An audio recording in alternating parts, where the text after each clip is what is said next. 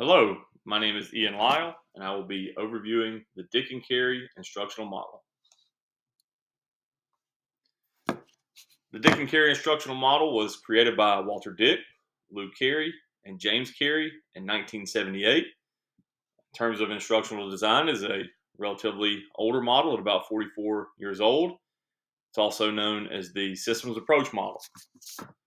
It represents a long-standing way to design instruction. It's proven adaptable over many years and provides sequential steps for designing, implementing, and monitoring instruction.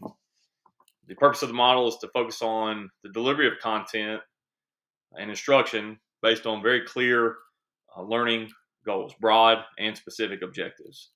It's a practical model for the creation, the delivery, and the monitoring of instruction. Dick and Carey models had a significant impact on instructional design over the past 44 years. Specifically, found two research articles which were the methodology was influenced by the Dick and Carey model. One was an investigation into the critical thinking and problem-solving skills among students studying instructional design and using that model to better understand how they used critical thinking when designing and implementing instruction. Found a second article which used the Dick and Carey model to better understand how distance learning programs were developed and implemented. So as you can see, the Dick and Carey model has proven to have significant impact on education even to this day. It's really 10 steps within the process. This process has grown over the past years. It's now 10 very clear steps: identifying instructional goals, constructing instructional analysis, identifying entry behaviors and learner characteristics, writing performance objectives, developing criteria and reference test items, developing instructional strategies, developing and selecting instructional materials, developing and conducting formative evaluation, developing and conducting summative evaluation, and then the revision of instruction. We'll talk more about those in depth, about how those would impact instructional design and planning as an educator. This is a pretty common picture, which is a model of the or a picture of the process. You can see it starts with creating broad goals. From there, identifying the objectives and the prerequisite skills that are necessary, creating more focused performance objectives, developing assessment items which align to the performance objectives, designing specific strategies for instruction, whether it be flexible grouping strategies, whole grouping, direct instruction, whatever they may be. I think that after that, it becomes creating, finding, and utilizing the appropriate instructional materials, and then conducting formative and summative evaluation in order to get data which better understands the effect of instruction, then revising the instruction and going through the process again.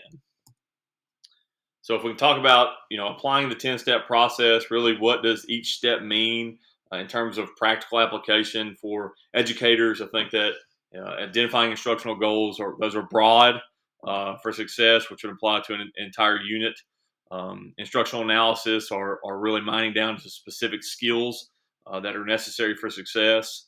From there, entry behaviors, those are prerequisite skills. What do the students need to bring to the table? What do they need to know before the instruction? I think from there, writing performance objectives, whereas instructional goals are broad, performance objectives are very narrow and specific and short term to help master the larger goals.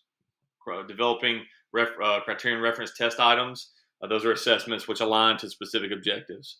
Instructional strategies, that's the lesson planning. What does the lesson look like? What strategies will the educator use in order to ensure that the goals and objectives are met?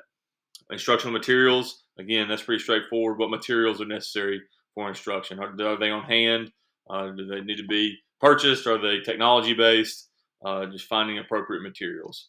Formative evaluation, this is leading data, which helps the instructor make changes as necessary during the implementation of the instructional strategy, and then the summative assessment. What's the formal evaluation at the end, which will evaluate the entire unit. From there, revising instruction and making changes based on the data. I think the Dick and Carey model has had a significant impact on instructional design for several reasons. First, it's lasted for so many years, and it's really been used to influence other instructional design models. And those elements within the Dick and Carey model have proven themselves adaptable to the many changes in education. A good example is a focus on data-driven instruction in education.